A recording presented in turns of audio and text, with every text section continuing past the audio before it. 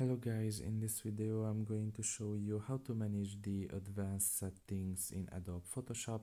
The first thing you need to do is enter the app. Once you are done with that and you are in the home page, you can just look in the top of your left corner, press on the three lines there, and after that press on preferences, and you will find here the advanced section. Press on it, and here you can just manage the save location. You can just select it here, like create a folder for example, and press on use this folder.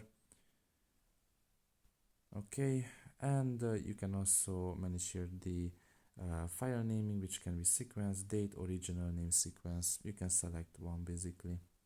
So that's pretty much it really. I hope this video was helpful to you. Thank you for listening and see you next time. Bye bye.